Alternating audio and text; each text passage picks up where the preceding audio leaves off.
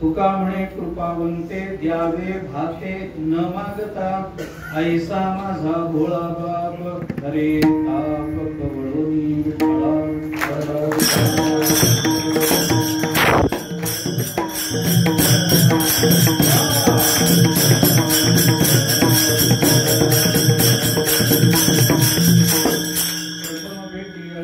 मग चरण वंदावे ऐसा माझा भोळा बाप हरे ताप कवळोनी. जगद्गुरु संत श्रेष्ठ श्री तुकाराम महाराज यांचा अत्यंत प्रसिद्ध अत्यंत महत्वाचा असा अभंग आहे. या अभंगामधून तुकाराम महाराजांनी परमात्म्याचं चिंतन परमात्म्याच्या स्वभावाचा विचार आपल्याला या अभंगामधून सांगितलेला आहे. त्याचा थोडासा विचार आपल्या मर्यादित वेळेमध्ये मर्यादित बुद्धीनं मला आपल्या समोर ठेवायचा आहे. थोडासा विचार त्याचा करणार आहे. चालू असणारा उत्सव हा गोकुळाष्टमीच्या निमित्तानं होणारा उत्सव आहे. हा उत्सव बडवे समाजाच्या वतीनं या मंदिरामध्ये प्रतिवर्षी केला जातो, संपन्न केला जातो, मोठ्या आनंदानं वैभवानं संपन्न केला जातो. त्याची पहिल्या दिवसाची सेवा आज माझ्या वाट्याला आलेली आहे. मी अनेक वेळेला गमतीनं हे सांगत आलेलो आहे, मागेही बोललोय, आत्ताही बोलायला हरकत नाही. काय असतं, आपल्याकडे पंढरपूरचा नियम असा आहे, पंढरपूर स्थानिकाचा बरं का, स्थानिक संप्रदायाचा नियम असा आहे की इथं होणारे जे सप्ताह असतात, इथं होणारे जे कार्यक्रम असतात, त्या कार्यक्रमामध्ये पहिला दिवस बडव्यांचा असतो. आपल्याकडे कुठली जफड परंपरा आपण पहा, शंकर महाराज आदरणीय हरिभक्तपरायण शंकर महाराजांचे कीर्तन प्रत्येक उत्सवामध्ये पहिलं कीर्तन. आपल्या मठामध्ये सुद्धा महाराजांच्या उत्सवात पहिलं कीर्तन त्यांचं, अशी पद्धत आहे. आता बडव्यांचं कीर्तन इतर सप्ताहामध्ये पहिलं कीर्तन असतं, बडव्यांच्याच सप्ताहामध्ये काय करायचं प्रश्न निर्माण झाला. त्यामुळे त्याने असा विचार केला की बडव्यांचा बडवे होणं कोण योग्य वाटतो, म्हणून मला दिलं.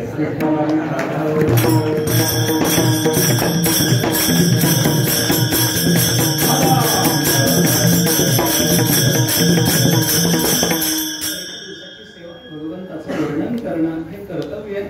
त्यामुळे भगवंताचा थोडासा विचार आपल्याला प्रस्तुत अभंगामधून करायचा आहे. तुकोबाराय या अभंगामधून 2-3 गोष्टी आपल्याला महत्त्वाच्या सांगतात.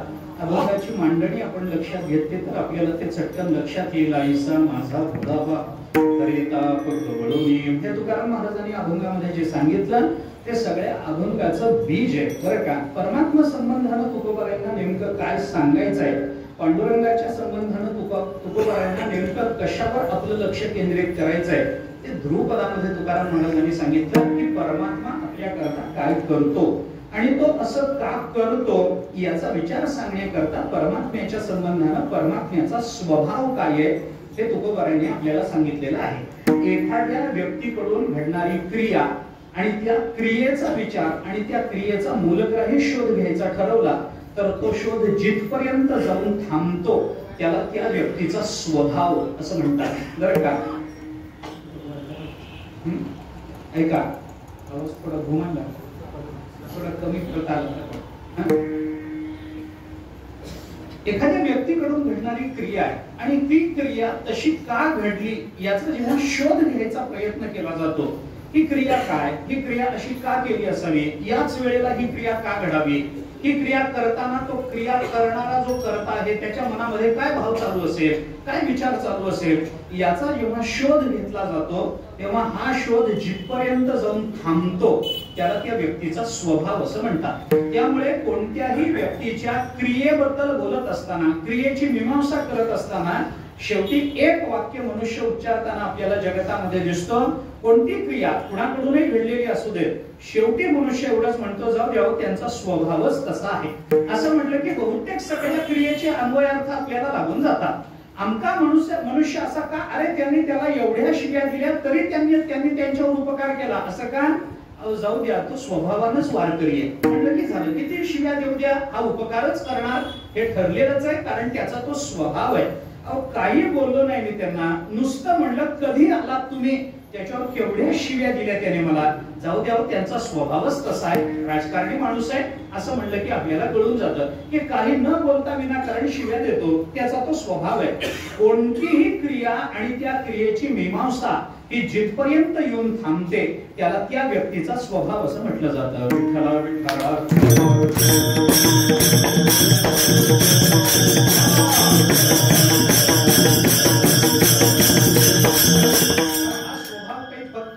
एखाद्या व्यक्तीच्या ठिकाणी असतो असं म्हणायचं कारण नाही. जगतामध्ये जे काही जड चेतन आहे त्या सर्व जड चेतनाच्या ठिकाणी त्या त्या वस्तूचा म्हणून एक एक स्वभाव असतो आणि स्वभाव म्हणजे स्वस्य भावः स्वभावः या अर्थाने आपल्याला त्याचा विचार करावा लागतो. आता हा स्वभाव काय आहे आपण पहा. दगडाच्या ठिकाणी स्वभाव नाही का? दगडाचाही एक स्वभाव आहे. तो दगड तिथेच बसून राहतो का? त्याचा स्वभावच तसा आहे. अर्थक्रियाकारीत्व शून्य हा त्याचा स्वभाव आहे. त्यामुळे तो दगड जागचा हलत नाही. अहो दगडामध्ये स्वभावात भेद असतात.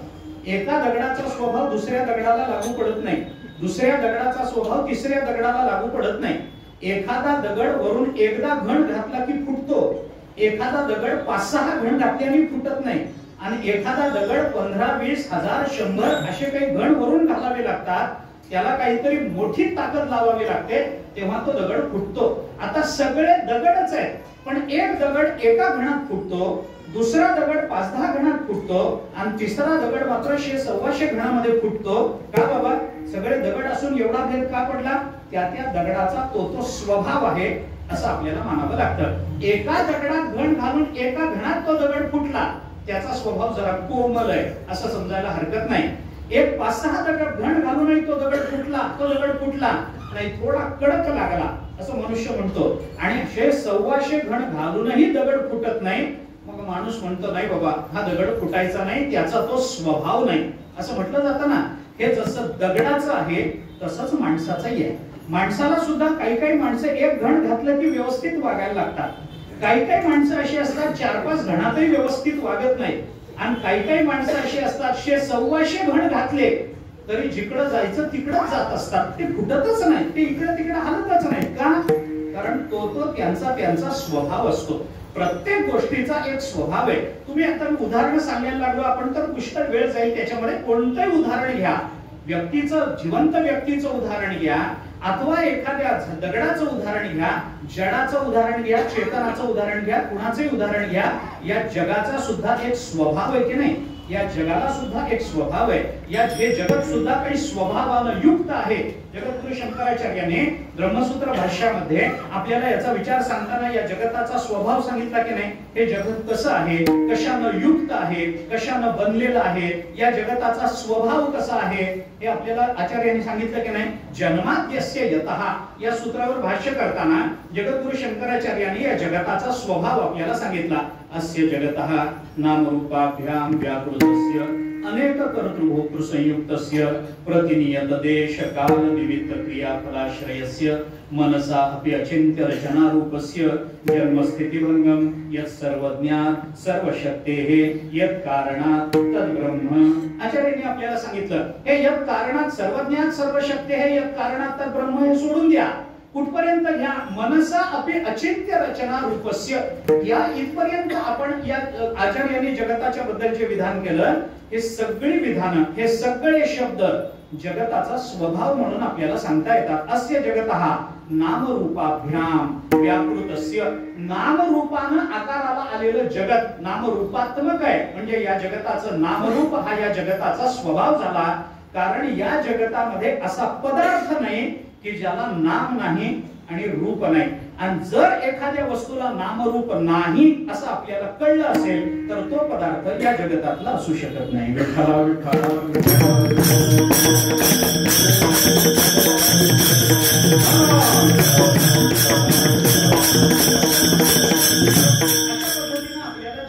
स्वभाव सांगितला, व्यक्तीचा स्वभाव सांगितला, बाकी अनेक गोष्टींचा स्वभाव आपल्याला जड पदार्थाचा स्वभाव सांगता येतो. तसं या जगतामध्ये स्वभाव बघायचा असेल हे सगळे भाव आहेत मान्य आहे पण हे स्वस्य भाव हा या अर्थाने चालत नाही बरं. कारण याच्यातला कोणताही भाव त्या पदार्थाचा हा व्यक्तिगत भाव नाही, स्वाभाविक भाव नाही. म्हणून भावाचा विचार करताना स्वभावाचा विचार करताना दोन पद्धतीने विचार करावा लागतो. एक स्वचा म्हणून स्वभाव असतो आणि दुसरा स्वभाव म्हणून जो सिद्ध झालेला असतो तो आगंतुक भावाने सिद्ध झालेला असतो. विठ्ठला विठ्ठला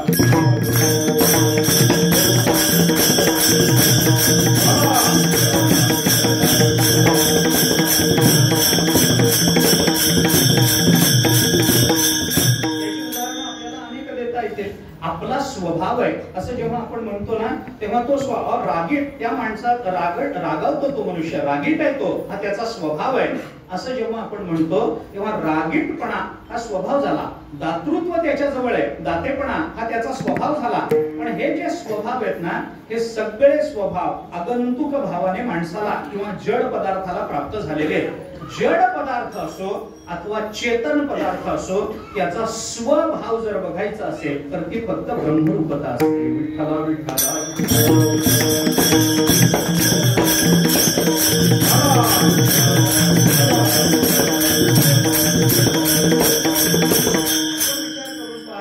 साधी साधी उदाहरण सांगतो. एखाद्या माणसाचा रागीट हा स्वभाव आहे, तो स्वभाव या जन्माचा आहे का मागे तसाच होता आणि पुढेही तसाच राहणार आहे? या जन्मापुरता आहे. तो रागीट आहे या जन्मापुरता, या जन्मापुरताही नाही. माणसं काय म्हणतात, लहानपणी असा नव्हता होय, आत्ताच काय याच्या स्वभावाला झालंय कळत नाही. म्हणजे बालपणी तो रागीट नसतो, हे लग्न बिग्न झाल्यावरच रागीट होतात माणसं, त्याच्या आधी होत नाही. काय देव जाणे, म्हातारपणात रागीटपणा निघून जातो, कारण दुर्बलता आलेली असते. काय करतो काय, रागावून करेल काय, जागेवर बसून राहण्याशिवाय त्याच्या हातामध्ये काही नसतं. मग रागीटपणा हा जो त्याचा स्वभाव आहे, बालपणी नव्हता, तारुण्यामध्ये नव्हता, थोडासा मोठा झाला, प्रौढ वयाकडे झुकायला लागला की तो रागीट होतो.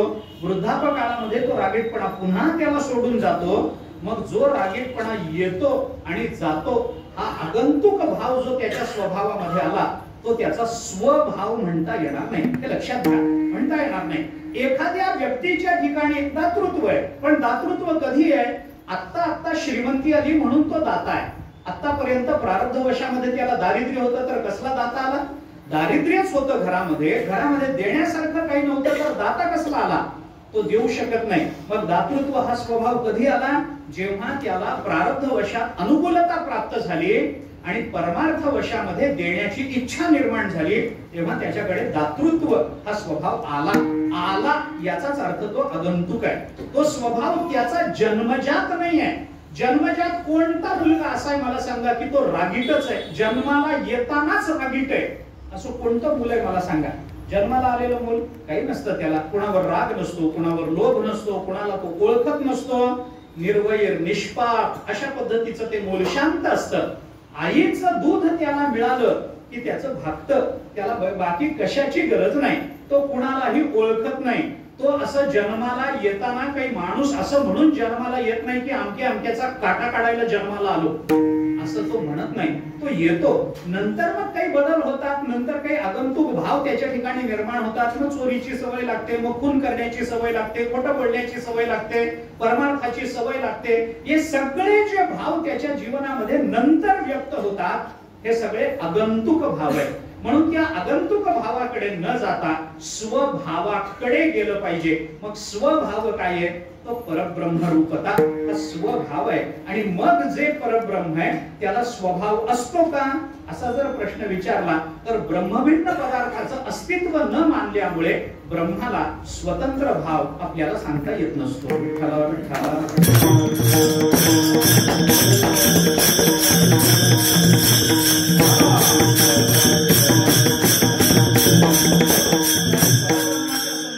सत्यम ज्ञानम अनंतम ब्रह्म असं परमात्म्याचं स्वरूप लक्षण जरी केलेलं असलं तरी हे सत्यम ज्ञानम अनंतम हे परमात्म्याला लागू पडतं का?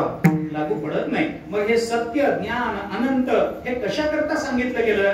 ज्ञानोबरांनी अनुभवामृतामध्ये आपल्याला त्याचं चिंतन सांगताना सच्चिदानंद पदत्रय विवरण नावाचं जे प्रकरण ज्ञानोबरांनी अनुभवामृतामध्ये आपल्याला सांगितलं, त्याच्यामध्ये असं सांगितलं की परमात्म्याला सत्य म्हणता येत नाही, परमात्म्याला ज्ञान रूप म्हणता येत नाही, परमात्म्याला सत म्हणता येत नाही, चित म्हणता येत नाही, आनंद रूप म्हणता येत नाही, सत म्हणता येत नाही, काहीच म्हणता येत नाही, ज्ञानरूप म्हणता येत नाही, अनंत म्हणता येत नाही. का? कारण त्याच्या व्यतिरिक्त जर दुसरं काही नाहीच तर मग आपल्याला त्याला ओळखण्याकरता माध्यम काय?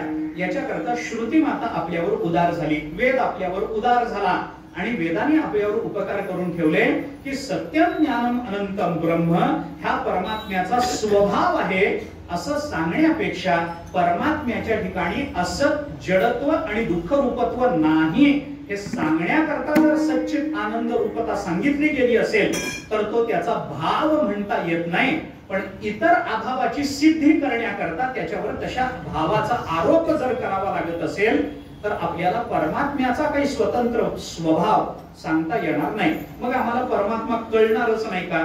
कळेल ना, परमात्मा कळेल. कसा कळेल? त्याच्याकरता वारकरी व्हावं लागतं तर कळतं, नाहीतर परमात्मा कळण्याची दुसरी व्यवस्था या जगताच्या पाठीवर नाही. त्याच्याकरता वारकरी व्हावं लागेल, त्याच्याकरता ज्ञानोबराय तुकोबराय संत महात्म्यांचा अनुयायी व्हावं लागेल. की ज्या मार्गावरून गेले त्या मार्गावरून जाण्याची इच्छा तळमळ अंतःकरणामध्ये ठेवावी लागेल. आपला देह पडला तरी हरकत नाही, पण तुकोबरायांचा मार्ग सोडणार नाही अशी निष्ठा अंतःकरणामध्ये जोपासावी लागेल. वाटेल ते केलं तरी भगवंताच्या प्राप्तीतच जीवनाचं कल्याण आहे. हा जीवनाचं हे अंतिम गंतव्य निश्चयात्मक रूपाने स्वतःच्या बुद्धीमध्ये बिंबवावं लागेल तर आपल्याला परमात्मा कळेल. कसा कळेल? आपल्याला निर्गुण निराकार परमात्मा कळत नाही.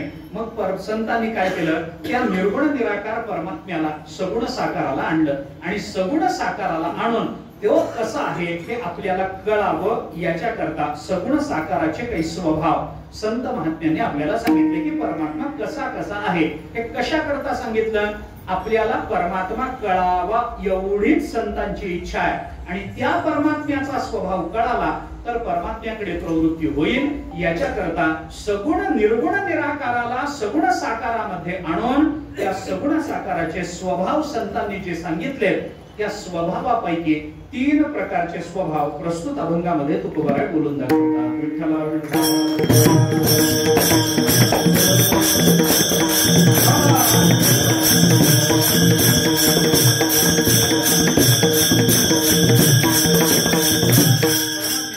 स्वभाव या अभंगामध्ये तुकाराम महाराजांनी आपल्याला बोलून दाखवले.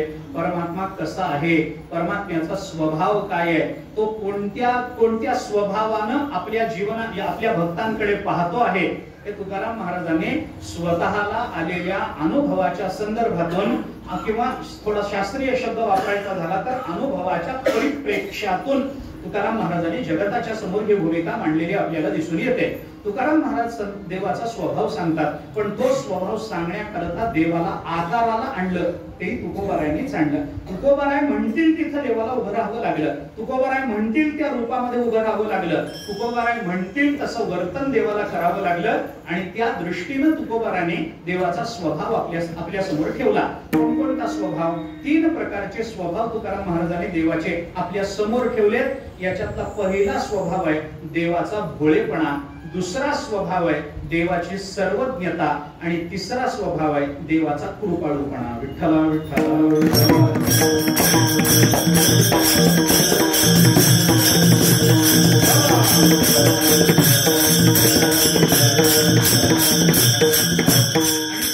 आपण सुरुवातीला एक विधान कीर्तन सुरू झालं तेव्हा केलं होतं की कोणत्याही क्रियेची मीमांसा ही स्वभावापर्यंत जाऊन थांबत असेल आणि क्रियेवरून जर स्वभाव ओळखायचा असेल तर तुकाराम महाराजांनी या अभंगामध्ये देवाचे 3 स्वभाव सांगितले.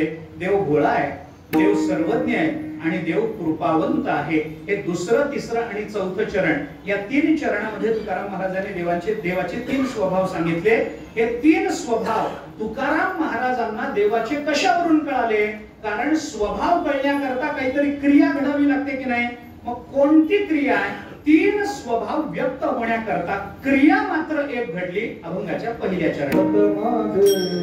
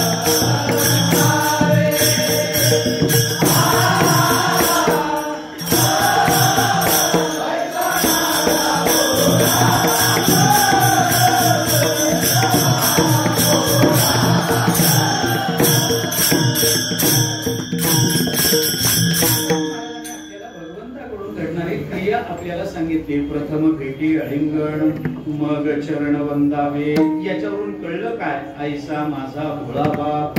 याच्यावरून कळलं काय तुम्हाला? याच्यावरून हे कळलं, न सांगता शिणभाग पांडुरंग जाणत असे. आणि तो भेटल्याबरोबर अलिंगन देतो, मग चरणाचं वंदन होतं. याच्यावरून कळतं काय? तुका म्हणे कृपावंते द्यावे भाते न मागता. तुकाराम महाराजांनी 3 स्वभाव सांगितले, पण 3 स्वभावाला व्यक्त करणारी क्रिया मात्र एक सांगितली. तुकाराम महाराजांची क्रिया जरी एक असली तरी त्या क्रियेचे अन्वय मात्र 3 आहेत. विठ्ठला विठ्ठला.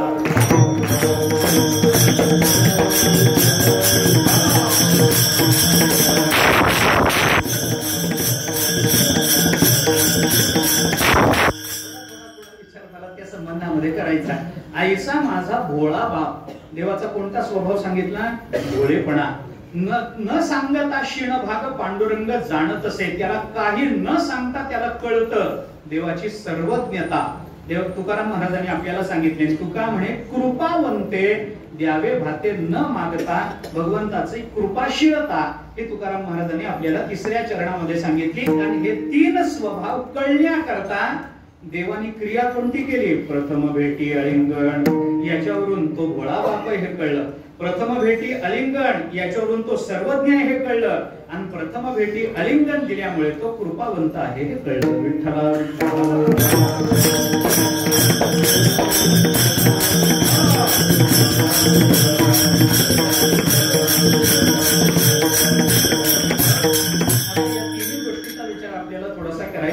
पण हे 3 स्वभाव एकसमयावच्छेदाने एका व्यक्तीच्या अधिकरणावर राहतात असं आपल्याला जगतामध्ये इतरत्र कुठे दिसत नाही. बऱ्याच वेळेला काय होतं, जो सर्वज्ञ असतो तो कधीच भोळा नसतो. कारण ज्ञान आणि भोळेपणा यांचं जमतच नाही. हे 2 विरुद्धच आहेत. जिथं ज्ञान आहे तिथं भोळेपणा नसतो. जिथं भोळेपणा आहे तिथं ज्ञान राहत नाही. माणसं म्हणतात अज्ञानी भोळायो. म्हणजे काय झालं? म्हणजे ज्ञानाचं भोळेपणाचं जमलं नाही ना. जिथं ज्ञान आहे तिथं भोळेपणा राहत नाही. जिथं भोळेपणा राहतो तिथं ज्ञान राहत नाही. बर जिथं भोळेपणा राहतो तिथं कृपावंतपणा राहत नाही. आणि जिथं कृपाशीलता आहे तिथं भोळेपणा राहत नाही. बर हे दोन्ही जिथं राहतं तिथं सर्वज्ञता राहत नाही. जो सर्वज्ञ आहे तो कोणावर कृपा करायला जात नाही. आणि कृपा करणारा बहुधा सर्वज्ञ नसतो. अशी उदाहरणं आपल्याला पाहता येतात की नाही? किती उदाहरणं सांगू मी आपल्याला. परमात्म्यापासून जीवापर्यंतचा विचार करायचा झाला तर 3 उदाहरणं मी आपल्याला सांगतो. एक जीवाचं उदाहरण आहे, एक जीवापेक्षा मोठ्या देवाचं उदाहरण आहे, आणि एक देवाही पेक्षा मोठ्या वेदाचं उदाहरण आपल्याला पाहता येतं. हे 3 उदाहरणं आपल्या समोर ठेवतो. ब्रह्मदेवाचा विचार करा, वेदाचा विचार करा आणि जीवाचा विचार करा.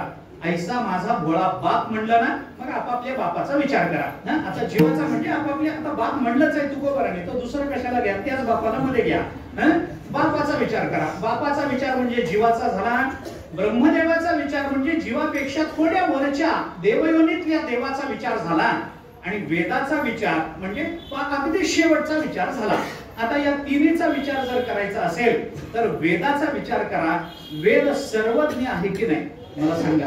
वेद सर्वज्ञ आहे की नाही? वेद सर्वज्ञ आहे महाराज. त्याच्या एवढं कुणाला कळतं मला सांगा? जाणीवेचे निबळे कोण वेदापासून आहे आगळे, की शेषाचे तोंडाळे बोलके आधी. तोही अंतरुणा तळवटी दडे येर नेती नेती म्हणून बहुडे येर सनकाधिक वेडे पिसे झाले. ज्ञानोबांनी चिंतन करताना आपल्याला सांगितलं जाणीवेच्या बळामध्ये, जाणीवेचं बळ म्हणजे ज्ञानाचं जे बळ आहे, जाणीव म्हणजे ज्ञान, या ज्ञानाच्या बळामध्ये वेदापेक्षा मोठं कोण आहे सांगा ना? नाही, वेदापेक्षा कुणालाही जास्त ज्ञान नाही. भगवान सुद्धा हे कबूल करतात की वेद जे सांगतो ते मला मान्य करावं लागतं. बाबा मला याचे निर्णय देता येत नाहीत. काय करतो अर्जुना? माझ्या नादाला लागू नको. मग शास्त्र जे सांगतं ते सांडावे. शास्त्र म्हणेल जे सांडावे ते राज्य तृणमानावे. ज्ञानोबांनी अर्जुनाला सांगताना सांगितलं तस्मात् शास्त्रम प्रमाणन्ते कार्य व्यवस्थितो. आपल्या जीवनाचं कल्याण करून घ्यायचं असेल तर वेदाकडे आपण गेलं पाहिजे. वेद फार मोठा आहे. या कारणे पै बापा जया आथी आपुली कृपा तेणे वेदाची निरोपा आन न कीजे. हे वेदाच्या बाबतीत म्हणताय तर मला लांबवायचं नाही प्रमाण देऊन. मला सांगायचं एवढं, वेद सर्वज्ञ आहे की नाही मला सांगा? सर्वज्ञ आहे की नाही? सर्वज्ञ आहे. बर, वेदाच्या बाबतीत कृपाशीलता आहे म्हणावं तर आपल्याला थोडा विश्वास बसतो. वेद कृपावान आहे असं वाटतं. कशावरून? पै अहितापासून काढिती हित देवोनी वाढविती नाही श्रुती परवती माऊली जगा. हे ज्ञानोबांनी त्याला माऊली म्हणल्यामुळे तो वेद कृपावंत आहे असं आपल्याला वाटण्याची शक्यता आहे. पण वेद कृपावंत आहे असं म्हणता येत नाही.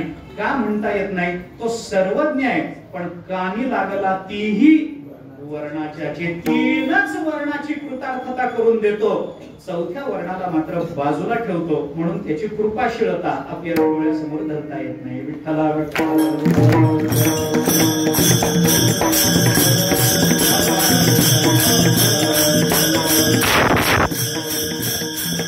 आपण जर त्याला कृपावंत म्हटलं, चला म्हणा तो कृपावंत आहे, अहितापासून काढिती. जर ठीक आहे त्याने इतरांकरता व्यवस्था केली नसेल चौथ्या वर्णाकरता, पण त्यांनी जरी स्वतः तो त्या वर्णाकरता बोलत नसला तरी त्यांनी त्यांच्या उद्धाराची व्यवस्था मात्र करून ठेवली.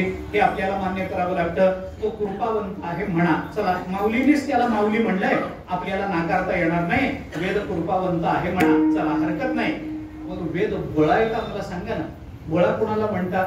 ज्याला सहज फसवता येतं तो बळा. बरोबर आहे की नाही? ज्याला सहज फसवता येतं. वेदाला फसवता येतं का? वेद बळा आहे का मला सांगा?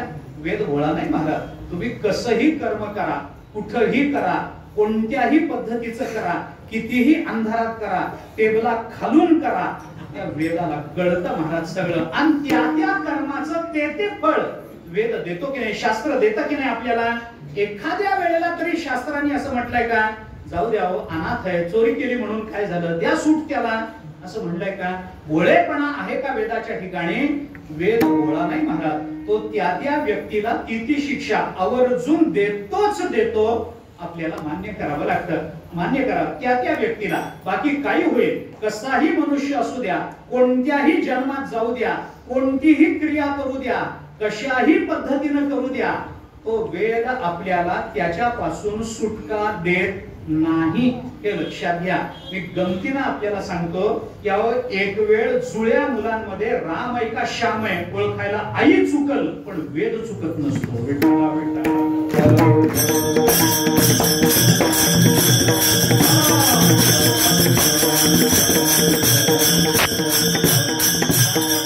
रामच्या कर्माचं फळ रामलाच देईल आणि श्यामच्या कर्माचं फळ श्यामलाच देईल. एक वेळ आई गोंधळून जाईल, हा राम आहे का श्याम आहे, रामलाच दोनदा श्याम म्हणून आंघोळ घालल असेल. पण वेद फसणार नाही महाराज. वेद बळा नाही.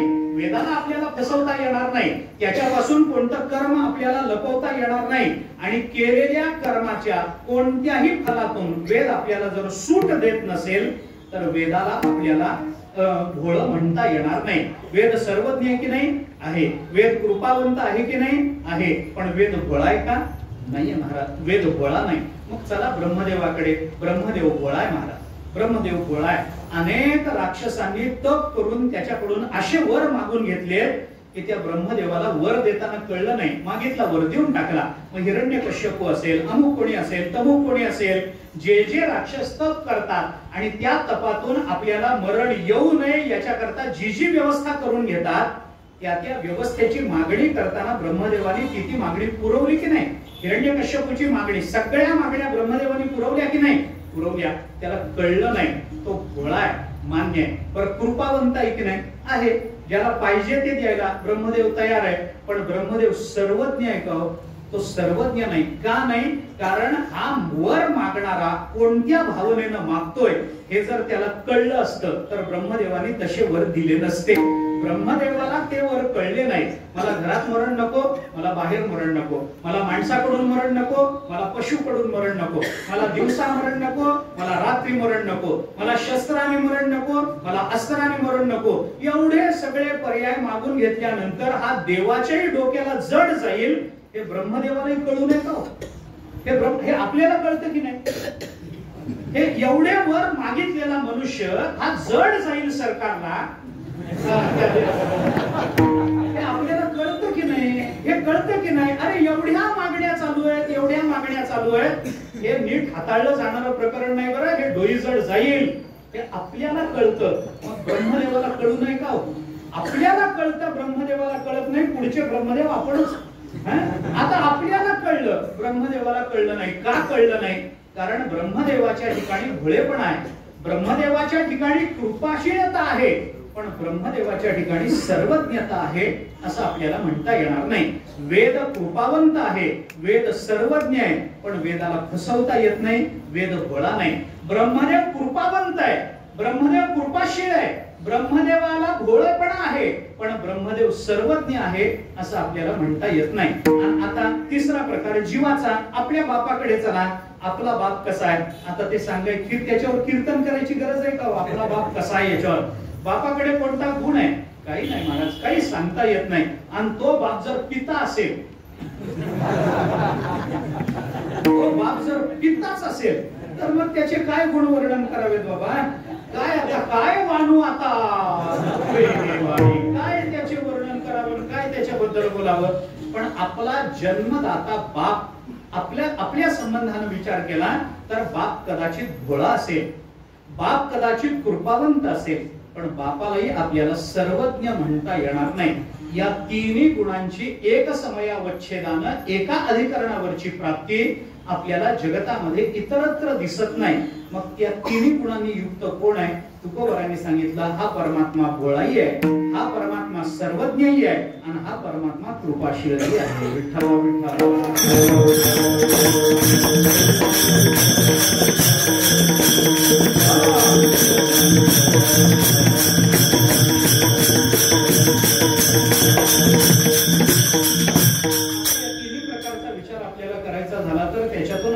त्या क्रियेतून या तिन्ही स्वभावाचा विचार करायचा आहे. असं मी म्हटलं होतं, क्रिया एक आहे, स्वभाव तीन आहे. प्रत्येक स्वभावाच्या अभिव्यक्ती करता घडावी लागणारी क्रिया वेगळी असते, हे लक्षात घ्या. जो मनुष्य रागीट आहे त्याचा रागीटपणा सिद्ध होण्याकरता त्याने दान करून चालत नाही, त्याने क्रोधच व्यक्त करावा लागतो तर त्याला रागीट म्हणता येतं. पण त्याची दानशीलता सांगायची असेल तर तो रागीट आहे याच्यावरून त्याची दानशीलता हा स्वभाव सिद्ध होणार नाही. दोन स्वतंत्र क्रियेतून दोन स्वतंत्र स्वभाव व्यक्त करावे लागतात. पण हा परमात्मा असा आहे, तीन स्वभाव आहेत पण व्यक्त होतोय तो एकाच क्रियेतून. विठ्ठल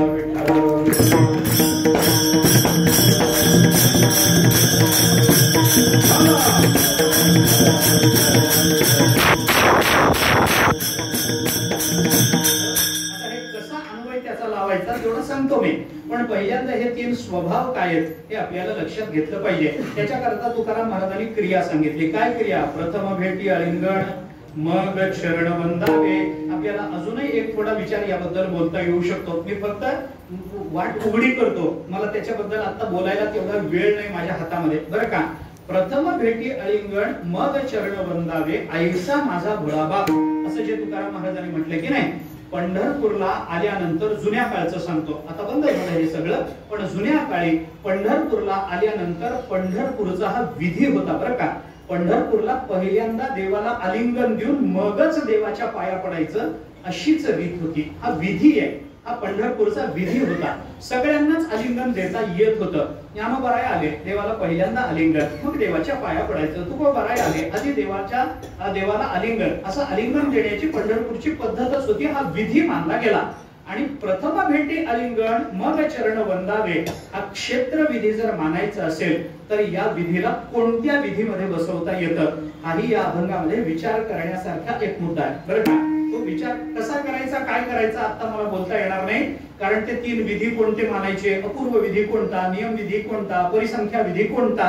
मग प्रथम भेटी आलिंगन मग चरण वंदावे हे नियम विधीमध्ये बसवायचं का परिसंख्या विधीमध्ये बसवायचं का अपूर्व विधीमध्ये बसवायचं हे सगळं समजावून सांगण्या एवढा वेळ आता माझ्या हातात नाही. मला जे बोलायचं आहे ते मर्यादित आहे. मी ठरवून आलो तेवढंच बोलणार आहे.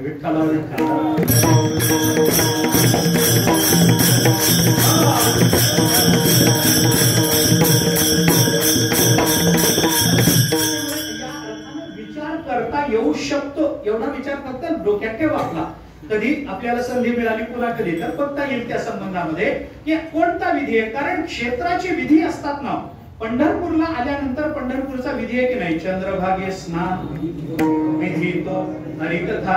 चंद्रभागेचं स्नान करा, पंढरपूरची प्रदक्षिणा करा, तिथं काहीतरी प्रवचन कीर्तन श्रवण करा, श्रवण करता येत नसेल तर प्रवचन कीर्तनाची सेवा करा, भजन करा. हा या पंढरपूरचा विधी आहे की नाही, हा विधी आहे. इथे आल्यानंतर हा विधी जसा करावा लागतो तसं प्रथम भेटी आलिंगन मग चरण वंदावे असं जर देवाच्या बाबतीत असेल आणि त्या क्रियेवरून जर देवाचा स्वभाव कळणार असेल तर हाही पंढरपूरचा विधी मानला पाहिजे. विधी मी फार जुनं बोलतोय अशातला भाग नाही. 60-70 वर्षापूर्वी असं करता येत होतं. 80 वर्ष झाली असतील, 90 वर्ष, जास्तीत जास्त 100. चला याच्या पलीकडे वर्ष झाली नाही, पण त्यापूर्वी आपल्याला असं म्हणता येत होतं की देवाला आलिंगन देऊन मग देवाच्या चरणाचं दर्शन वारकरी घेऊ शकत होता. हा पंढरपूरचा विधी आहे. मग कोणता विधी मानायचा हा नियम म्हणून असं करायचंय का आलिंगन देण्यातून आपल्याला अपूर्वाची काही प्राप्ती होणार आहे का चरणवंदन आणि आलिंगन किंवा चरणवंदन भगवंताशी संवाद किंवा अन्य काही साधन उपलब्ध झाल्यामुळे त्याच्यापैकी अन्य साधनांची व्यावृत्ती करून एकच विधी सांगणारा परिसंख्या विधी आपल्याला इथं लक्षात घ्यायचा आहे. असं चिंतन आपल्याला करता येईल. तत्वज्ञानाचा मुद्दा आहे, आता ते बोलायचं नाही. मला आता सांग, मी फक्त म्हणलं आपल्याला मी फक्त खिडकी उघडतो, दरवाजा उघडत नाही, नुसती खिडकी उघडून ठेवतो. बघा त्या खिडकीतून कुणाला काही दिसत असेल तर त्यांनी चिंतन करावं, आपल्याला काही त्याचं बंधन नाही. मुद्दा असा की एका क्रियेतून तुकोबारायांनी 3 स्वभाव भगवंताचे सांगितले. त्याच्यात भगवंताचा पहिला स्वभाव सांगितला. काय स्वभाव? परमात्मा भोळा आहे. आता भोळा आहे म्हणजे काय आहे? परमात्म्याच्या भोळेपणाची अनेक उदाहरणं आपल्याला देता येतील. देतोय, देत नाही असं नाही, परंतु आपल्याला चिंतन करून पहा. भोळे आहे, भोळा आहे म्हणजे काय आहे? भोळा आहे म्हणजे अज्ञानी आहे का? आता व्यवहारामध्ये एखाद्या माणसाला भोळं म्हटलं जातं. का म्हटलं जातं? अज्ञानी आहे हेच सांगायचं असतं, त्याला हेच सांगायचं असतं. आता काय होतं, आपला जावई माणसं म्हणतात अहो फार भोळा माणूस म्हणजे काय? मूर्ख आहे हे सांगायचं असतं, पण तोंडावर त्याला मूर्ख म्हणता येत नाही म्हणून भोळं म्हणावं लागतं. मूर्खपणाला एक चांगलं वेष्टन दिलंय त्याला म्हणतात भोळेपणा. बरं का? मूर्खपणा लपवण्याकरता एक वेष्टन आहे, त्याच्यावरती आवरण आहे, कशाचं? शब्दाचं आवरण आहे, त्याला भोळं म्हणतात. पण परमात्म्याच्या बाबतीत हा शब्द अशा अर्थाने लागू पडत नाही. मग भोळं कशाला म्हणतात? भोळेपणाचा सामान्यत्वाने विचार केला तर ज्याला व्यवहारामधल्या लाभ आणि हानीचा फार विचार करावा वाटत नाही त्याला भोळं असं म्हटलं जातं. व्यवहारामध्ये ज्याला लाभ फार कळत नाही, ज्याला हानी कळत नाही, ज्याला प्राप्ती अप्राप्तीतला विचार कळत नाही, काय घेतो काय देतो हे ज्याला कळत नाही, जो कशामध्ये तरी वेगळ्या विचारात गुंतलेला असतो आणि वेगळी कृती करत असतो त्याला भोळं असं म्हटलं जातं. पण हा परमात्मा भोळा आहे म्हणजे काय? याच अर्थानं आपल्याला त्याचं भोळेपण स्वीकारावं लागेल. तुका म्हणे भोळा जिंकू जाणे गळी काळा, या अर्थाने भोळेपण आहे. पण इथलं भोळेपण आणि त्याची छटा ही थोडी वेगळी आहे. तुकाराम महाराजांनी आपल्याला चिंतन करताना सांगितलं एवढा मोठा परमात्मा त्रैलोक्य साम्राज्याचा अधिपती, पण गोकुळामध्ये गोपिकांच्या घरी जाऊन मला थोडा दूधभात दे, मला थोडा दहीभात दे अशी भीक मागत होता. कशा करता? तुकोबारायांनी आपल्याला सांगितलं भोळेपणाला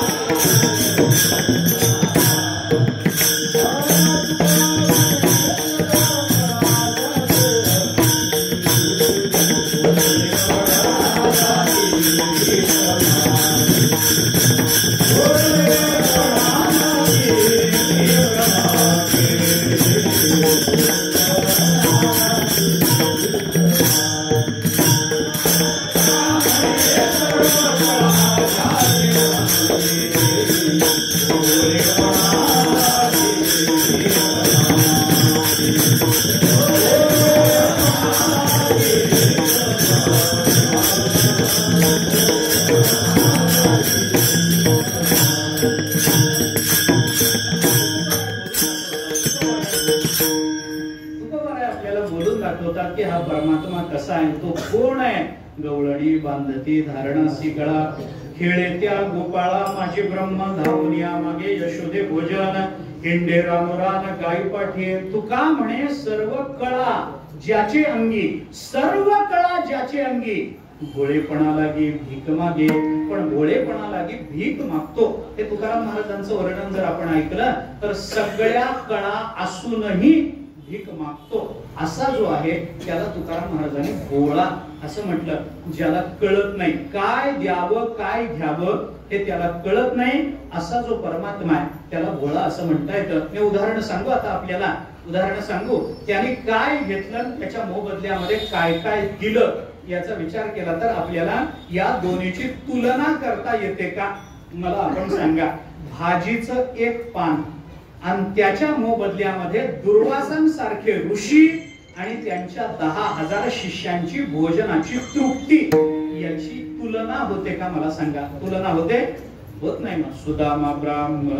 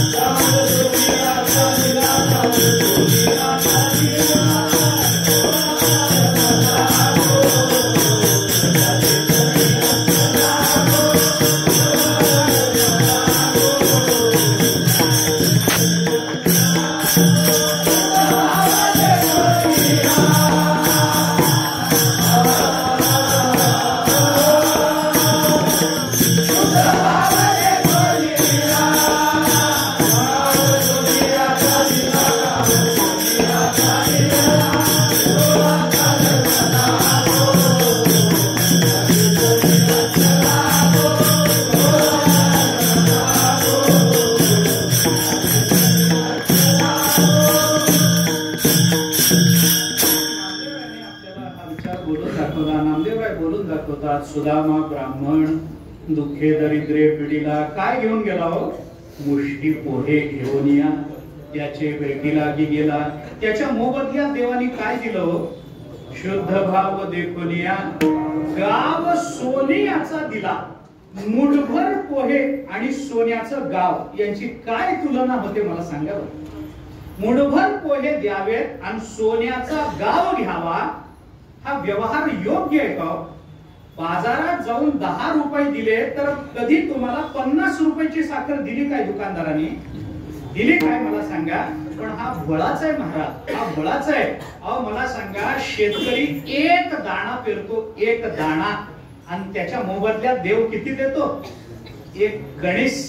एका बीजा केला मग भोगिले गणेश तुकोबाराय म्हणतात. एक बी शेतकरी पेरतो आणि परमात्मा त्याच्या मोबदल्यामध्ये तशा बियांचं एक कणीस देतो.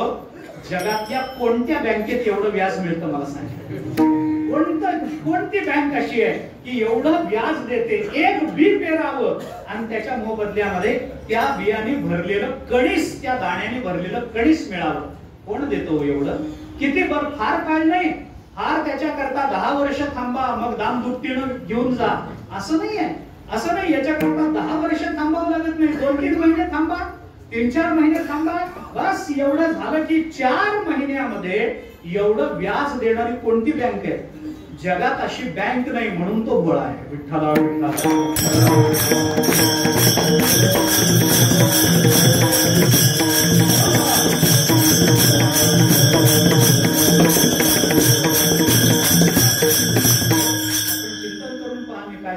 मुठभर पोह्यामध्ये सोन्याचा गाव कोण देतं मला सांगा?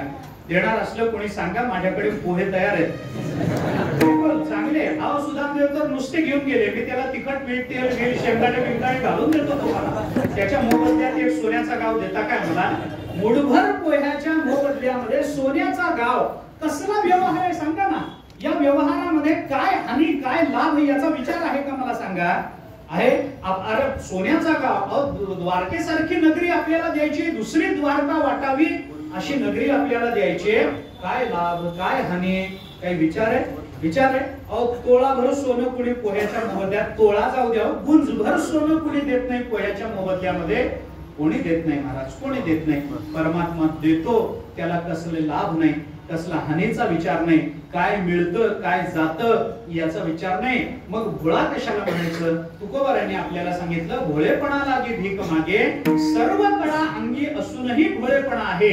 याचा अर्थ काय? ज्याला लाभ आणि हानीचा विचार कळत नाही तो भोळा आहे. कुठली क्रिया करावी कुठली करू नये हे त्याला अधिकारानुसार ठरवता येत नाही, तो भोळा आहे. असं चिंतन आपल्याला करता येतं. नामदेव यांनी अजून वेगळा भाव आपल्याला सांगितला. शुद्ध भाव देखोनिया गाव सोनियाचा दिला. म्हणजे घेतले पोहे, पण पोहे न बघता पोह्याचा भाव जो बघतो त्याला भोळा म्हणता येतं. विठ्ठला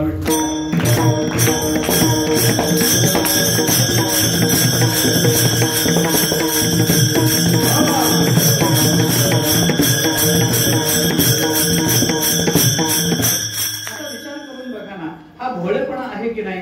वस्तूवरून वस्तूची किंमत न ठरवता वस्तूच्या मागे उपलब्ध झालेल्या भावावरून वस्तूच्या व्यावहारिक मूल्यापेक्षा अधिक मूल्य देणं हे ज्याला जमतं तो भोळा आहे असं म्हणावं लागतं. पोह्यावरून पोह्याची किंमत न ठरवता पोह्याच्या मागे सुदामदेवाचा जो भाव आहे त्या भावाला जी किंमत दिली ती पोह्याला प्राप्त झालेल्या किमतीपेक्षा कैक पटीने जास्त आहे की नाही? कैक पटीनं. मग याला काय म्हणता येतं? याला आपल्याला भोळं म्हणता येतं. भोळं म्हणजे नाईलाजाने केलेलं नाही आहे. व्यवहारामध्ये अशा पद्धतीचा व्यवहार जो नाईलाजाने करतो त्याला माणसं म्हणतात की नाही जाऊ द्यावं, काही असलं तरी त्याचा भाव चांगला आहे असं आपल्याला म्हणता येतं. पण त्या भावाला दिलेली किंमत ही मात्र व्यवहारामध्ये देता येत नाही. माणसं म्हणता नाही म्हणतात. अहो मी एका घरी गेलो, सहज गेल्यानंतर त्यांनी नेलं मला. मी गेलो म्हणजे आगंतुक गेलो नाही, मला सवय नाही तशी कोणाच्या घरात न बोलवता जायची. पण त्यांनी बोलवलं म्हणून त्याच्या घरी गेलो. मी म्हटलं कशाला घरी जायचंय? काय नाही हो, तुम्ही आलात गावात, आपला बंद ऋणानुबंध आहे, आम्ही चातुर्मासात राहिलो, इतकं आपली ओळख आहे, तुम्ही गावी आलात, मला वाटलं घरी न्यावं म्हणून घरी चला. काय करायचंय आता? कीर्तनाची वेळ होईल, कीर्तन करायचं, जायचंय मला पडत नाही. 2 मिनिटं चला, 2 घोट दूध घ्या. काय असतं त्याच्यामध्ये?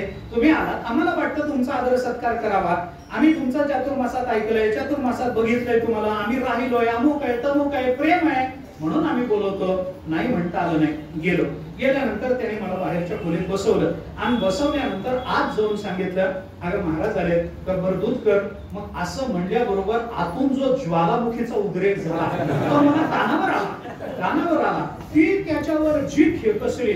कुणालाही बोलवता काही रस्त्यावरून जाणार येणार, मी रस्त्यावरून जाणार येणार होतो काय?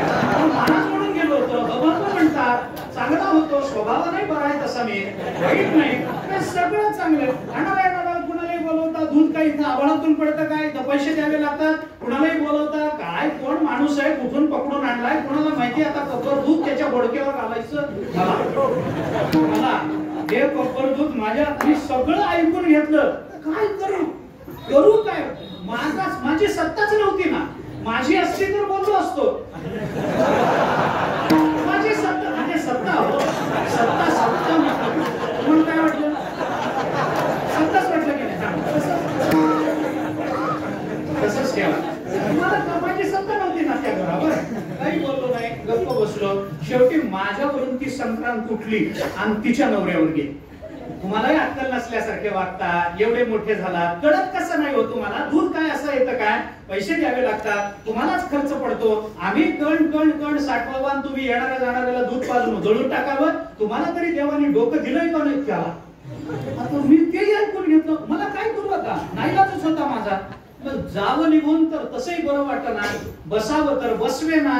गप्प बसलो, ऐकून घेतलं. आजचं प्रारब्ध असं आहे म्हणून गप्प बसलो, ऐकून घेतलं. थोड्या वेळाने तो बाहेर आला.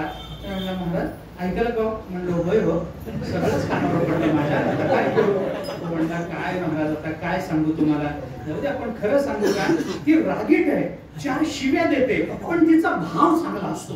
म्हणलं आपल्याला परवडत नाही असं आपल्याला परवडत नाही. अरे हे म्हणलं काय, हे नाईलाज आहे. मी त्याला म्हणलं अहो म्हणजे काय? तो म्हणाला नाही, कशी असली ना, रागवत असेल, शिव्या देत असेल, पण स्वभावानं फार चांगली आहे. मी म्हणलं न म्हणून करशील का? या वयात तुला दुसरी पण देणार आहे. हीच बोलावी लागेल, हीच ठेवावी लागेल, तुला काहीच करता येणार नाही. याचा असला भोळेपणा नाहीये.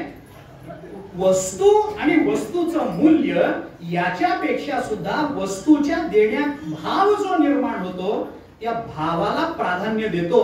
की ज्या भावाला स्पष्ट रूपता नाही, ज्या भावाला दृश्य रूपता नाही. भाव आहे अदृश्य, वस्तू आहे दृश्य, वस्तूचं मूल्य आहे दृश्य. या दृश्याचा दृश्याशी होणारा व्यवहार जर जगाला मान्य असेल, तर अदृश्याचा दृश्याशी करणारा जो व्यवहार जो करतो त्याला भोळा म्हटला जातो. विठ्ठला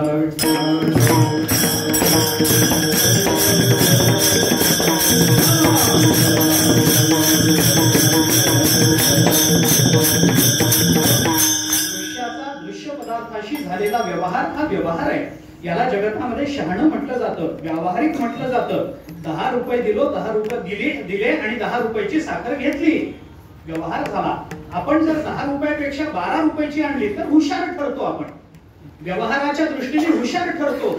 पण 10 रुपये दिले आणि कणभरही साखर न घेता परत आला, कारण त्या दुकानदाराला 10 रुपयाची गरज होती. म्हणून जर कोणी अशा रूपाने हात हलवत परत आला असेल, तर बायको काय म्हणते, अहो 10 रुपये दिले, साखरेचा कण आणला नाही, तुम्ही किती भोळे हो, तुम्हाला कोणी फसवून जाईल म्हणेल की नाही? का झालं असं? कारण 10 रुपये ही दृश्य वस्तू आहे आणि तिचा जो व्यवहार झालाय तो अदृश्य असणाऱ्या भावाबरोबर झालाय. त्यामुळे दृश्य आणि अदृश्य यांचा भाव आणि वस्तूचा व्यवहार करणारा जो असतो आणि त्याच्यामध्ये भावाला प्राधान्य देतो आणि वस्तूला न्यून समजतो, त्याला व्यवहारामध्ये भोळ म्हटलं जातं. विठ्ठला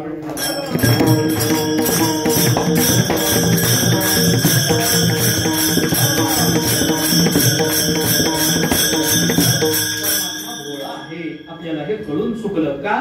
कारण मूठभर पोहे बघत नाही. त्याचा दृश्य रूपाने होणारा व्यवहार हा कधी सोन्याची नगरी असू शकत नाही. पण दृश्य असणाऱ्या पोह्याच्या मागे भाव पाहतो आणि त्या भावाचं मूल्य ठरवून त्याच्याशी सोन्याच्या नगरीचा व्यवहार करतो. म्हणून परमात्म्याला आपल्याला भोळ असं म्हणता येतं. तुकाराम महाराज सांगतात, ऐसा माझा भोळा बाबा हरे ताप कवळोनी. तो काय करतो त्याचा पुढे विचार करतो. हरे ताप कवळोनी का म्हटलं, त्याचा पुढे विचार करतो.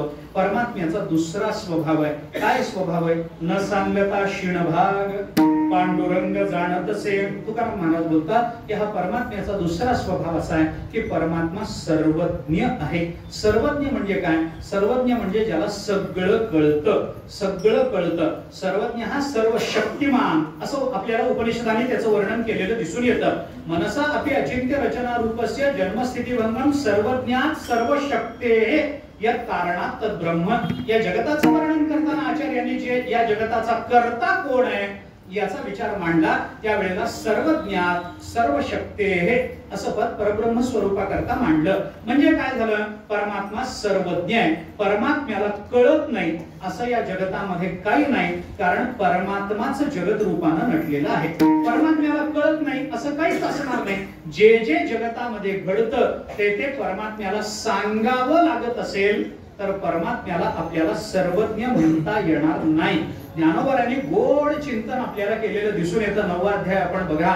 ज्ञानोबराय म्हणतात, अरे त्यांनी माझी प्रार्थना करावी आणि मग मी धावून जावं असं असेल तर माझ्या परमेश्वर पदाला काय अर्थ राहिला अर्जुना सांग. त्यांनी माझी याचना करावी आणि भक्तांनी मला बोलवावं आणि मग मी त्याच्याकडे धावून जावं, हा व्यवहार आहे का? नाही. त्यांनी न बोलवता मला कळलं पाहिजे. न सांगता तुम्हा कळू येते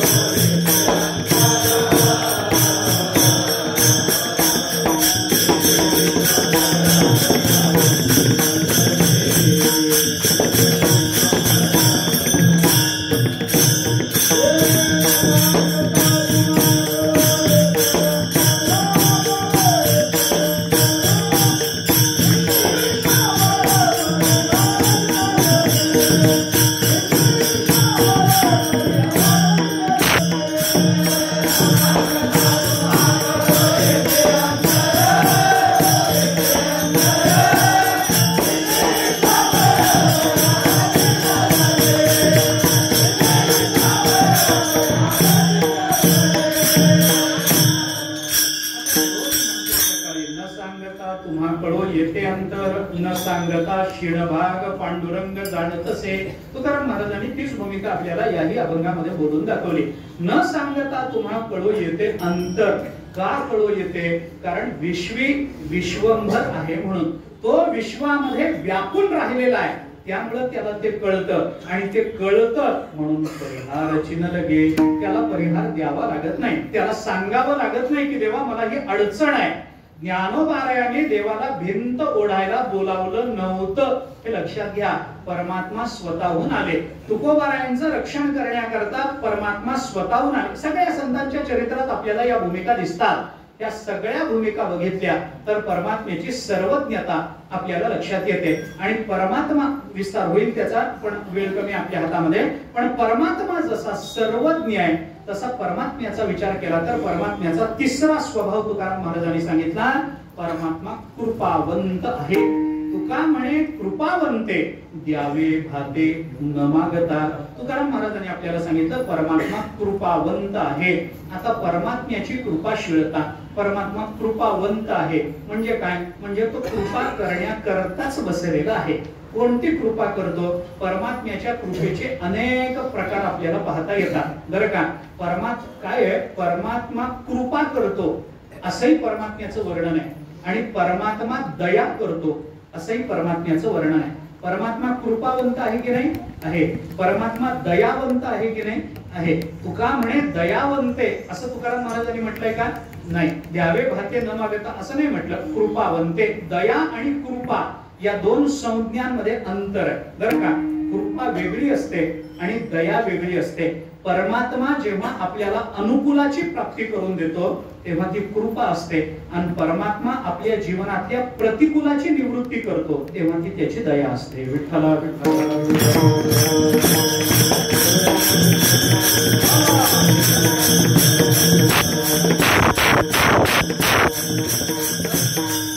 भाषेत सांगायचं झालं तर भगवंताने अंबरीशावर केली ती कृपा आणि दुर्वासांना दाखवली ती दया. एवढाच फरक आपल्याला एका वाक्यात सांगता येऊ शकतो. आता हा परमात्मा कृपा करतो. कोणती कृपा करतो? एक नाही महाराज, भक्तिशास्त्राने भगवंताच्या 22 कृपा आपल्याला सांगितल्या. परमात्मा कृपा करतो.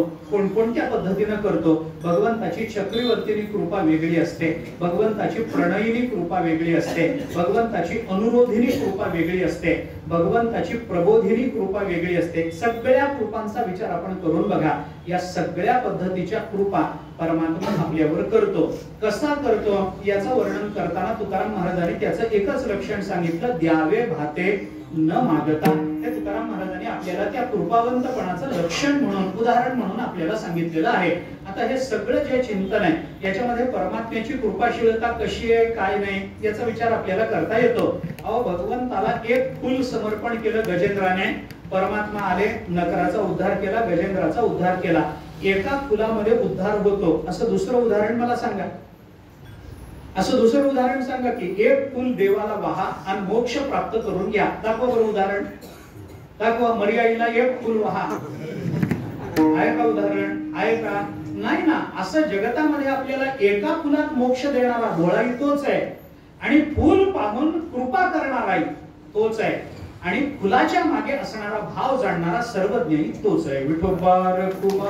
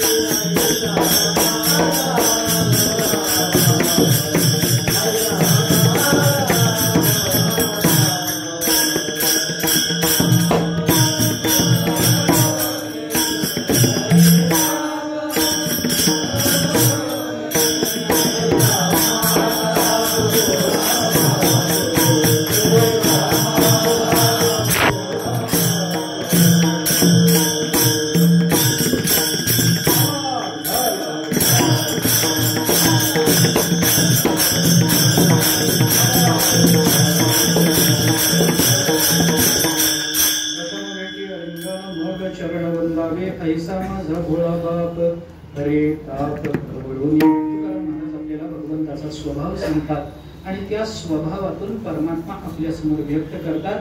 पण स्वभाव व्यक्त होण्याकरता क्रिया घडावी लागते असा विचार थोडासा आपण केला आणि त्या क्रियेच्या संबंधानं वेगवेगळ्या क्रियेतून वेगवेगळा स्वभाव व्यक्त होतो. तुकाराम महाराजांनी स्वभाव 3 प्रकारचा सांगितला पण क्रिया मात्र एक सांगितली. मग त्या क्रियेचा त्या 3 स्वभावाशी थोडा काय अनुबंध आहे तेवढा विचार आपण सांगितला की आपली सेवा संपली. आपल्याला तेवढाच विचार करायचा आहे. एक क्रिया जरी एक दिसत असली तरी एका क्रियेतून 3 अन्वय आपल्याला लावता येतात असं मी मगाशी बोललो. क्रिया जरी एक असली तरी क्रियेचे अन्वय मात्र आपल्याला 3 पाहता येतात. कोणकोणत्या पद्धतीने या 3 स्वभावामध्ये 3 स्वभावाची अभिव्यक्ती या एकाच क्रियेतून तुकाराम महाराजांनी कशी दाखवून दिली याचा विचार आपल्याला थोडासा करायचा आहे. अगदी थोडक्यामध्ये सांगतो, सरळ अन्वय लावतो आणि थांबतो. मला विस्तार करायला आता वेळ नाही आणि तेवढा विस्तार करण्याची आवश्यकताही नाही. गंमत अशी आहे, याच्यामध्ये 3 स्वभाव सांगितले. एक सांगितला भोळेपणा, दुसरी सांगितली सर्वज्ञता आणि तिसरा सांगितला कृपाळूपणा. 3 सांगितले ना. मग याच्यात कशावरून प्रथम भेटी आलिंगन मग चरण वंदावे याच्यात परमात्मा भोळा कसा, प्रथम भेटी आलिंगन मग चरण वंदावे याच्यात परमात्मा कृपाळू कसा आणि प्रथम भेटी आलिंगन मग चरण वंदावे याच्यामध्ये परमात्मा सर्वज्ञ कसा एवढा शोध आपल्याला घ्यायचा आहे. विठ्ठला विठ्ठला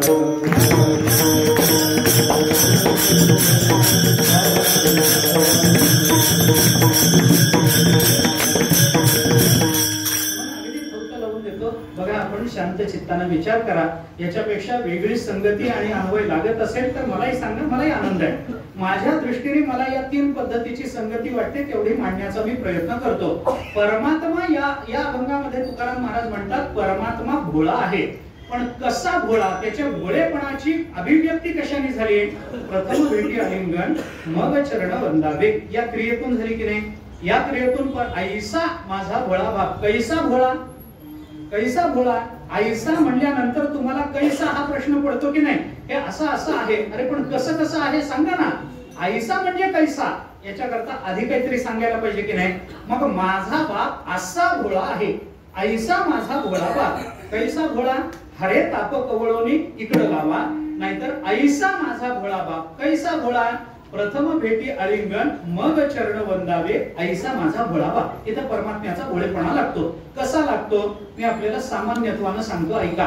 काय आहे की आपण वारीला येतो. पूर्वीच्या काळी ही पद्धत होती. ज्ञानोबाराय वारीला आले, तुकोबाराय वारीला आले, नामदेवराय इथंच राहणारे, चोकोबाराय इथंच राहणारे, गोरोबा काका तेरून आले, नाथ महाराज पैठणहून आले, आई साहेब आल्या मुक्ताईनगरहून, सोपान काका आले सासवडहून, निवृत्तीनाथ महाराज आले त्र्यंबकेश्वराहून. सगळे संत महात्मे इथं एकत्रित आले, एकत्रित गोळा झाले आणि सगळ्यांचं कीर्तन वगैरे सगळं झालं. आणि झाल्यानंतर सगळ्यांनी ठरवलं चला आता आपण देवाच्या दर्शनाला जाऊ. कोण आहे? सामान्य माणूस चालला नाही बरं देवाच्या दर्शनाला. ज्ञानोबाराय चालले. ज्ञानोबाराय देवाच्या दर्शनाला चालले. ज्ञानोबाराय देवाच्या गाभाऱ्यापर्यंत पोहोचले. आता देवाचं दर्शन घ्यायचं, देवाला क्षेमकुशल विचारायचं. अरे हे तर उघड परब्रह्म आहे, उघड परब्रह्म आहे. नेणो ब्रह्ममार्ग चुकले, उघडे पंढरपुरासी आले. ज्ञानोबारायांनी म्हटलं तसं उघड परब्रह्म डोळ्यांनी बघण्याकरता सगळी संतांची मांदियाळी तिथपर्यंत आली. आणि आल्यानंतर ज्ञानोबाराय देवाच्या चरणापर्यंत पोहोचले असतील नसतील एवढा परमात्माच उतरून खाली आला. आणि परमात्म्याने पहिलं काय केलं ज्ञानोबारायांच्या, तर प्रथम भेटी आलिंगन. भगवंतानेच ज्ञानोबारायांना आलिंगन दिलं. आणि हे ज्ञानोबाराय माझी भक्ती करायला आलेले आहेत, मला नमस्कार करायला आलेले आहेत याचा कोणताही विचार न करता ज्ञानोबारायांच्या अंतःकरणातला भाव ओळखून भगवान स्वतःच मग चरण वंदावे असं ज्ञानोबारायांच्या चरणावर भगवान नतमस्तक झाले. म्हणून भगवान भोळे. विठ्ठला विठ्ठला.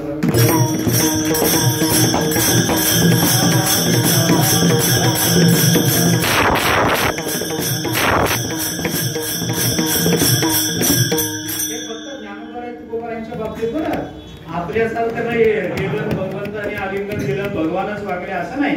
हे ज्ञानोबाराय, गोरोबा काका, चोकोबाराय, जनाबाई या सगळ्यांच्या बाबतीत हा नियम आहे. काय नियम आहे की परमात्मा भोळा आहे. कुणाकरता भोळा आहे? अरे तो सगळ्यांकरता भोळा नाहीये, सगळ्यांकरता भोळा नाहीये. मग कुणाकरता भोळा? मुठभर पोहे आणणाऱ्या सुदामदेवा करता भोळा, भाजीचं पान देणाऱ्या द्रौपदी करता तो भोळा आहे. हे लक्षात घ्या. सगळ्यांकरता नाही, अंतरंग भक्ता करता जर तो भोळा असेल तर ज्ञानोबाराय तुकोबाराय भगवंताचे अंतरंग भक्त त्याच्या दर्शनाला ज्ञानोबाराय तुकोबाराय गेले तर हे दर्शनाला आपले आलेले आहेत याचा कोणताही विचार न करता भगवंतानीच त्यांना आलिंगन दिलं. प्रथम भेटी आलिंगन, मग चरण वंदावे आईसा. असा आपले भक्त, आपले अंतरंग भक्त आपल्याकडे आल्यानंतर त्यांना पाया पडू देण्याच्या आधीच तो त्यांना आलिंगन देतो आणि आधीच स्वतः त्यांच्या पाया पडतो. आईसा माझा भोळा बाप, असा हा परमात्मा भोळा आहे. अशी एक संगती आपल्याला लावता येते. दुसरं परमात्म्याचं चिंतन आपल्याला करता येतं. दुसरं परमात्म्याचं चिंतन करता येतं. काय करता येतं? परमात्मा कृपाळू आहे. परमात्मा कृपाळू आहे. कशावरून? कारण प्रथम भेटी आलिंगन, मग चरण वंदावे. तुकाराम महाराजांनी आपल्याला जे चिंतन सांगितलं त्याच क्रियेतून आपल्याला दुसरा विचार करायचा आहे. परमात्म्याचा कृपाळूपणा त्याच क्रियेतून व्यक्त होतो. कोणत्या? प्रथम भेटी आलिंगन, मग चरण वंदावे. काय होतं? परमात्मा कृपाळू कसा याच्यामध्ये? कारण परमात्मा आलिंगन देतो, त्या आलिंगनातून आपल्याला काय प्राप्त होतं याचा विचार करा. आलेली व्यक्ती आपल्याकडे आली. भगवंताने काय सांगितलं? अपिचेत सुदुराचारो भजते माम अनन्यभाग साधुरेव वगैरे वगैरे सोडून द्या. पण अपिचेत सुदुराचारो हे भगवान बोलले की नाही? नुसता दुराचारी नाही, सुदुराचारी, मोठा दुराचारी. तो जरी माझ्याकडे आला तरी मी त्याला काहीतरी फल देतो हे भगवान बोलले की नाही? काही त्याला फल देतील की नाही? भगवान देतात. अहो उखळाला भगवंताने ओढून घेऊन मुक्त केलं की नाही? केलं. उखळ म्हणजे काय आहे? खळ म्हणजे काय आहे? जे फळांची. खळ म्हणजे काय असतं? खळ म्हणजे दुष्ट बुद्धीचा माणूस. खळ म्हणजे काय? दुष्ट बुद्धीचा माणूस. आणि उखळ म्हणजे काय? उखळामध्ये खळ आहे की नाही? आहे. उखळ म्हणजे काय? उत्कर्ष पावलेला दुष्ट बुद्धीचा माणूस म्हणजे उखळ. त्याला सुद्धा देवानी स्वतःशी बांधून घेऊन त्याला मुक्त केलंच की नाही? अपिचेत सुदुराचारो भजते माम अनन्यभाग झालं की नाही? मग परमात्म्याचा कृपाळूपणा असा आहे की तो सुदुराचारी असला तरी परमात्मा आल्याबरोबर काय करतात? प्रथम भेटी आलिंगन. आलिंगनाचा परिणाम काय? आलिंगने सुख वाटे. आता हे सगळं सांगत बसायला आपल्याला वेळ नाही, पण आलिंगनाचा परिणाम काय? आलिंगन घडे सायुज्यता जुळे. आता संतांचा असेल असू द्या, पण आलिंगनाचा हा परिणाम आहे. काय परिणाम? हृदया हृदय एक झाले, ये हृदयचे ते हृदय घातले, द्वैत न मोडिता केले आपण ऐसे अर्जुना.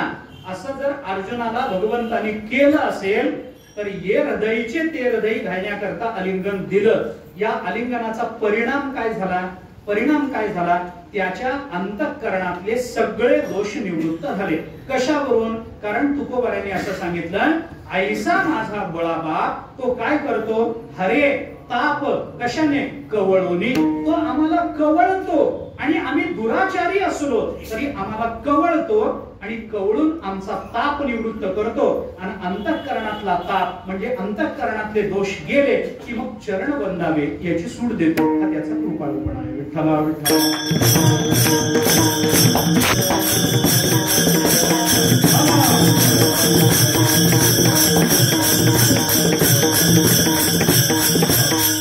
महाराजांनी शब्द काय वापरले? हरे ताप कवळोनी. कोण हरे? कोण हरे? देव हरे. बरोबर की नाही? आपल्या तापाची निवृत्ती करणारा कोण आहे? परमात्मा, देव आहे. पण तो कसा हरे? कवळोनी हरे. म्हणजे आलिंगन देणारा कोण होतो? परमात्माच होतो ना. परमात्मा आलिंगन देतो, त्या आलिंगनाचा परिणाम म्हणून ये हृदयचे ते हृदय घालतो. त्याचा ताप म्हणजे सगळे दोष निवृत्त करतो आणि दोष निवृत्त झाल्यानंतर निर्दुष्ट वृत्तीच्या त्या महात्म्याला पाया पडायची मोकळीक देतो. मग चरण वंदावे, मग त्याच्या चरणाला वंदन करता येतं. अशी परिस्थिती परमात्मा निर्माण करतो. ही परमात्म्याची कृपाशीलता आपल्याला पाहता येते. आणि तिसरा स्वभाव तुकोबारायांनी सांगितला, परमात्मा सर्वज्ञ आहे. आणि ही सर्वज्ञता कशावरून कळते? तीच क्रिया आहे. कोणती क्रिया? प्रथम भेटी आलिंगन, मग चरण वंदावे. याच्यातूनच परमात्मा सर्वज्ञ आहे हेही कळतं. विठ्ठला विठ्ठला.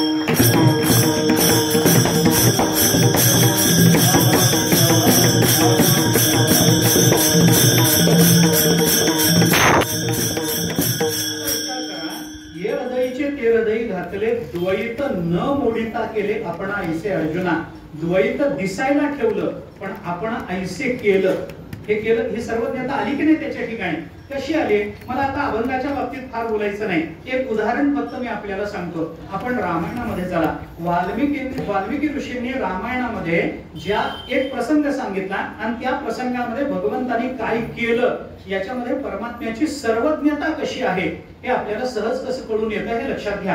काय झालं की ते सुग्रीवापर्यंत गेले, ऋषमुख पर्वतापर्यंत गेले. मग त्या वालीचा वध झाला. त्यानंतर सुग्रीवाला राज्यावर बसवल्यानंतर सुग्रीव आपल्याच भोगामध्ये व्यस्त राहिला. रामचंद्र प्रभूंच्या कार्याचा विसर पडला. मग रामचंद्र प्रभू रागावले वगैरे वगैरे. मग त्या सुग्रीवाला जाग आले. मग त्याने आपलं सैन्य सगळं गोळा केलं, 4 दिशेला पाठवून दिलं. वानर सगळे 4 दिशेला गेले आणि त्याच्यामध्ये मारुतीराय, नळ, नील, जांबुवंत वगैरे सगळे दक्षिण दिशेला गेले आणि समुद्राच्या किनाऱ्यापर्यंत रामेश्वर पर्यंत जाऊन थांबले. पुढे काय करावं कळेना. मग प्रश्न निर्माण झाला, पुढे काय करायचं, कसं करायचं. मग त्या संपातीची भेट झाली. संपातीने सांगितलं, बाबा पलीकडे मला सीता बसलेली दिसते झाडाखाली, बघा बरं तुम्ही कसं जायचं. मग त्या तोपर्यंत मारुतीरायाला स्वतःच्या सामर्थ्याचा विसर पडलेला ऋषींच्या शापानं जांबुवंतांनी त्याला स्मरण करून दिलं आणि मग मारुतीराय उड्डाण करून पलीकडे गेले. पलीकडे गेल्यानंतर मध्ये आलेल्या सगळ्या विघ्नांना दूर करत करत करत करत सीता मातोश्रींजवळ पोहोचले. सीता मातोश्रींचा शोध घेतला. सीता मातोश्रींना ती खूण दाखवली. त्यांना रामदूताची खूण पटली. रामचंद्र प्रभूंकडून हा आलेला आहे याच्यावर विश्वास बसला. सगळं प्रकरण झालं. सीता मातोश्रींच्या संशोधनामध्ये मारुतीराय यशस्वी झाले. तोपर्यंत इकडं काही खबरबात नाही ना. सीता सापडली का न सापडली, त्यावेळेला मोबाईल नव्हते ना. लगेच सापडली बरं का, तुमचं चालू द्या आता, असं नव्हतं. यायला लागलो करा भजन सुरू, असं नव्हतं ना. असं नव्हतं. मग थांबा, काहीच नाही, काही पत्ता नाही, पत्र पाठवणं नाही, तार करणं नाही, SMS नाही, व्हॉट्सअप नाही, काहीच नव्हतं. मग आता कळणार कसं? काही कळेना. इकडे सगळे चिंतेत, काय झालं कुणाला माहिती. मारुती तर तिकडे गेलेले आहेत. काय शोध लागला न लागला काय, पण बाकीच्यांनी सगळ्यांनी सांगितलं ज्या अर्थी मारुतीराय गेलेत ना त्या अर्थी अपयश हातात येणार नाही. यश घेऊनच येतील, तुम्ही चिंता करू नका. मग मारुतीराय तिकडून आले वगैरे वगैरे. मोठं प्रकरण आहे ते सगळं. भावार्थ रामायणामध्ये जास्त विस्ताराने आहे. वाल्मिकी ऋषींनी थोडं कमी सांगितलं, नाथ महाराजांनी विस्तार केला. मग ते लंका वगैरे जाळली. तिथून ब्रह्मदेवाकडे गेले. ब्रह्मदेवाला ते सगळं सांगितलं. ब्रह्मदेवाकडून ते लांब लचक पत्र घेतलं. ते पत्र घेऊन मारुतीराय रामचंद्र प्रभूंपर्यंत आले आणि आल्यानंतर रामचंद्र प्रभूंनी त्यांना पहिलं विचारलं, मारुती काय झालं सांग, सीता सापडली का रे? मारुतीरायांनी सांगितलं हो म्हणे देवा, सीता सापडली. आता पुढे काय झालं वगैरे मुद्दा सोडून द्या. मारुतीरायांचं यश रामचंद्र प्रभूंनी ऐकलं.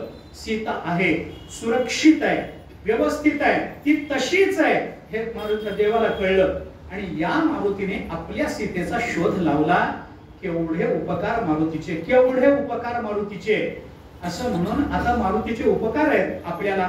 भगवान संतुष्ट झाले, आनंदित झाले. मग संतुष्ट झालेल्यांनी काहीतरी द्यावं की नाही. तोषोनी मज द्यावे असा हे नियम आहे की नाही आपल्याकडे. तोषोनी द्यावे ना. मग रामचंद्र प्रभू तोषोनी पर्यंत आले, पण द्यावे आता काय द्यावे. आपणच अरण्यावर, हातामध्ये सोनं नाणं काही नाही, खिशाला काही पैसे नाही, काही कनवटीला एक नाणं लावून अयोध्येतून बाहेर पडले नव्हते.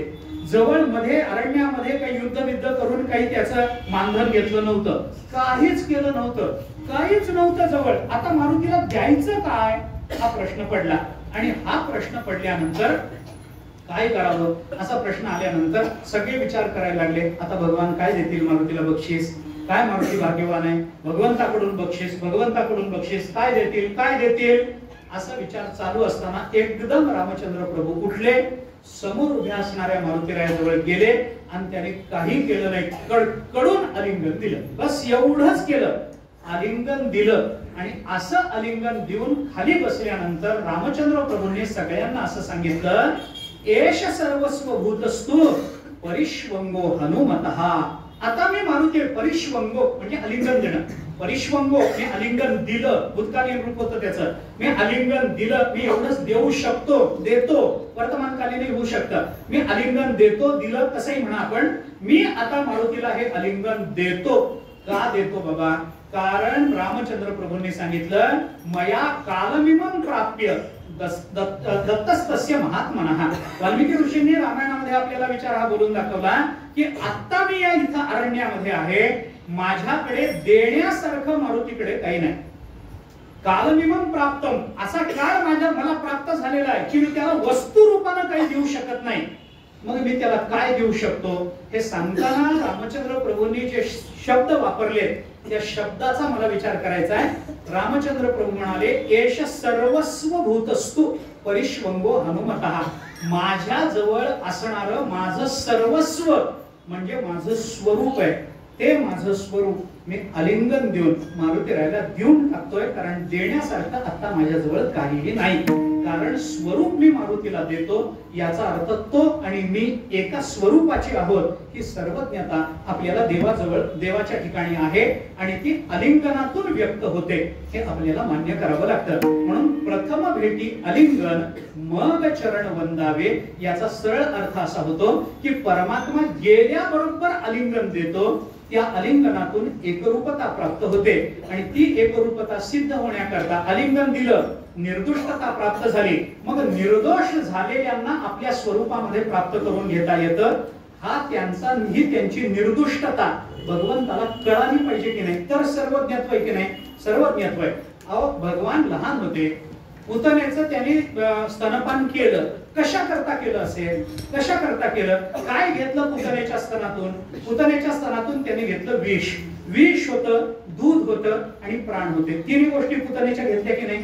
पुतनेचं दूध घेतलं, पुतनेचं विष घेतलं, पुतनेचे प्राण घेतले. दूध का घेतलं? मागच्या अवतारातला संदर्भ होता म्हणून की त्या बळी राजाची मुलगी होती, तिचं दूध ते प्यायचं म्हणून शब्द दिलेला होता म्हणून तिचं दूध प्राशन केलं. आता तिचं विष घेतलं. का घेतलं? त्याचं हेच कारण की विष घेऊन आलेला मी जोपर्यंत निर्विष करत नाही तोपर्यंत ती सर्वज्ञता माझ्या ठिकाणी जोपर्यंत येत नाही की हा निर्विष झालेला आहे तोपर्यंत माझ्या स्वरूपाला मी प्राप्त करून घेऊ शकत नाही. मग प्रथम भेटी आलिंगन देण्यातून परमात्मा काय करतात? हरे ताप कवळोनी. मग हरे ताप त्याच्या ठिकाणची निर्दोषता भगवंताला कळाली की मग आता तो आपल्या स्वरूपाला प्राप्त व्हायला योग्य आहे, ही सर्वज्ञता प्राप्त होते. मग चरण वंदावे. इथला चरण शब्दाचा अर्थ काय करायचा? इथल्या चरण शब्दाचा अर्थ देवाचे पाय वंदावे असा जसा भक्तीच्या अंगाने केला जातो तसा चरण शब्दाचा दुसरा एक अर्थ आहे. उत्तमानाम स्वरूपम ही पाद शब्देन भण्यते अशी त्याची व्युत्पत्ती सांगितली जाते. पाय शब्दाचा अर्थ काय? उत्तमानाम स्वरूपम ही पाद शब्देन. पाय शब्दाचा अर्थ स्वरूप असा केला जातो.